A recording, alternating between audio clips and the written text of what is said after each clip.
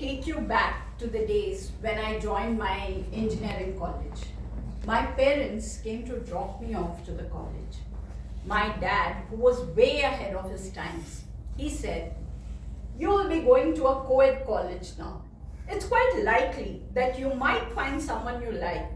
Don't do anything foolish. Bring him to us and maybe we'll get you married." So with this green signal from my dad, I stepped into my engineering college, where the ratio of boys is to girls was 4:1. So I was pretty confident that I would find my Mr. Right over here. Every time I made friends with a guy, I would imagine him with the groom's turban and judge if he was the right guy for me. Somehow, I did not like any of the guys. There was a problem.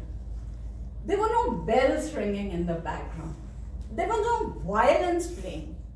You can't blame me for expecting that. After all, it was the era of Shah Rukh Khan. So I could expect these things. So as this continued, I could not find any guy I liked. My friend Priya, you remember Priya, right?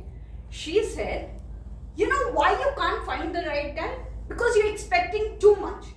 You are looking for good qualities, sigma of good qualities of guy 1 plus guy 2 plus guy 3 up to infinity, which is not possible." Priya can say whatever she likes, but I know, had I gone to IIT, I would have found the perfect guy. What do you think? So after 4 years, I came back to my house. I told my dad that I passed my degree with distinction but failed to get you a son-in-law. And then began the rigmarole of finding the perfect husband for me. In those days, there was no jeevanshappy.com or shabby.com. And after I had left swiped all the guys I had met, it was the duty of my father to find the right guy. And he posted an ad in the newspaper in the matrimonial section. And soon enough, there was abundant letters pouring in, and there were a lot of potential grooms. So I met some of them left swiped me, and I left swiped some of these guys.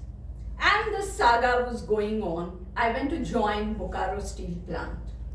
On the first day was our medical, and after half day of the medical test, when I came back to the hostel, I was told that there's a middle-aged couple waiting to meet me. So I went to meet them, and this couple said they had come to see me for their son. And I was like, how can they see me? Oh my God!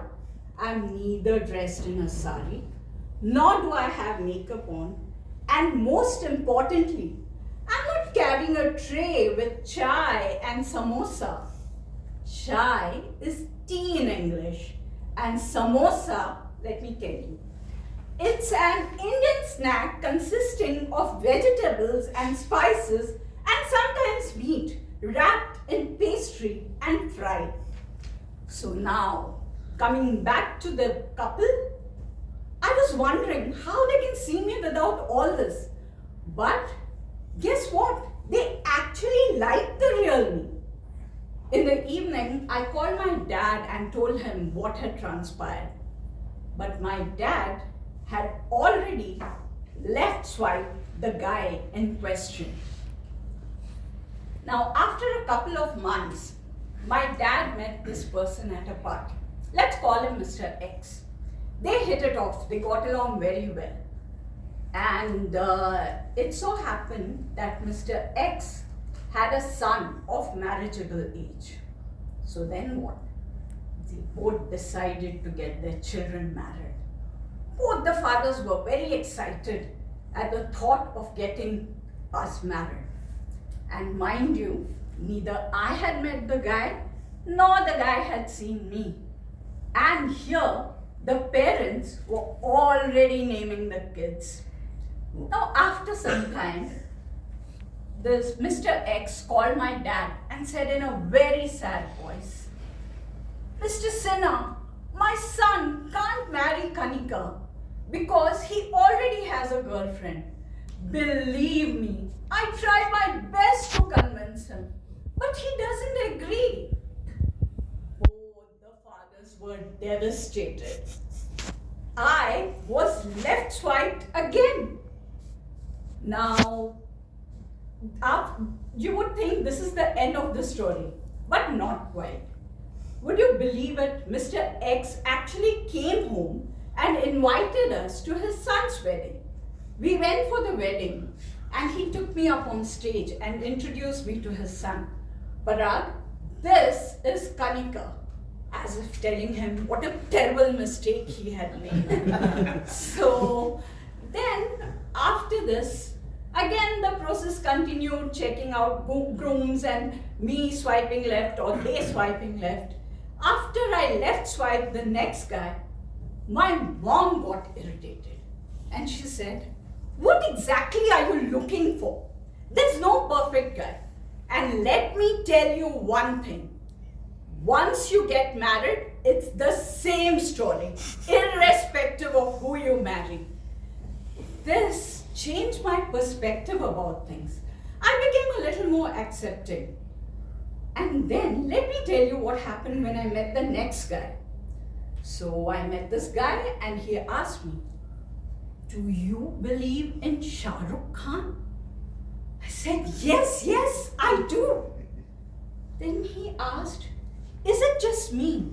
Or do you also hear the bells ringing in the background? Guess what? I could actually hear the bells ringing. And then both of us swiped right. Ladies and gentlemen, it's 30 years now.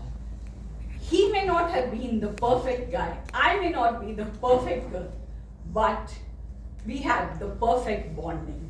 And that's the essence of a successful marriage. Thank you.